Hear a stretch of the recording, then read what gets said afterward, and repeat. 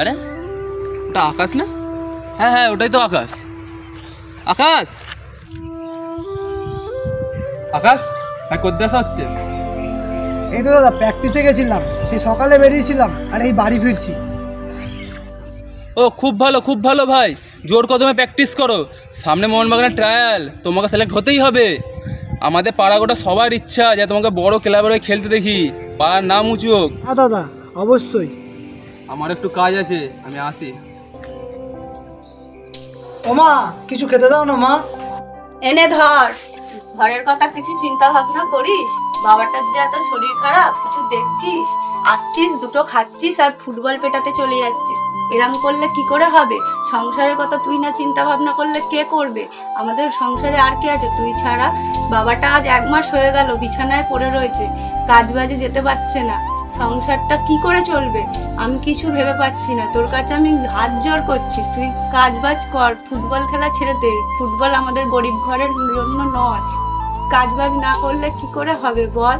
আমি জানি না এই সংসারে কি হবে। আর তোর বাবার মুখের দিকে তাকানো যাচ্ছে না। তুই বাবার অবস্থাটা দেখ একবার।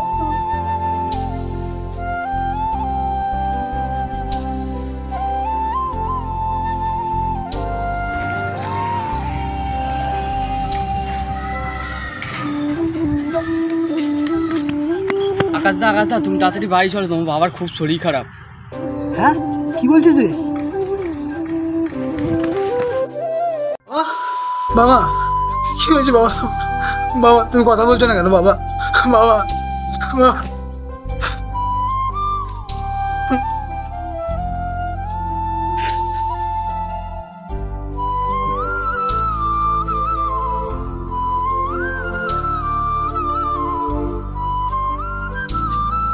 এনে ভাই, মন দিয়ে প্র্যাকটিস করবি। আমার স্বপ্ন তোর হাতে তুলে দিলাম, ভালো করে খেলিস। হ্যাঁ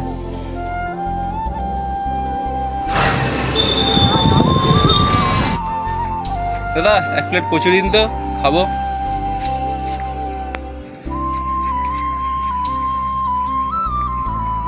ছেলেটাকে যেন চেনা চেনা মনে হচ্ছে, কোথায় যেন দেখেছি।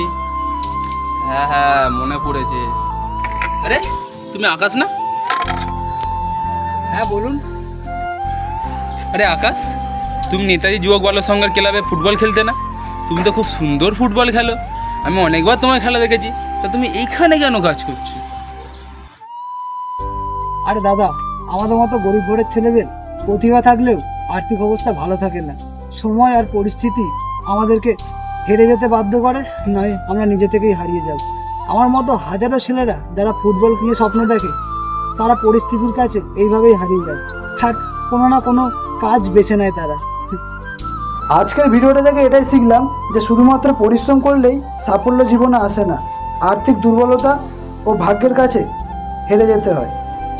আমাদের মতো গরিব ঘরের ছেলেদের সব চাওয়া পূর্ণতা পায় না, কিছু চাওয়া শুধুমাত্র চাওয়াই থেকে যায়। ধন্যবাদ।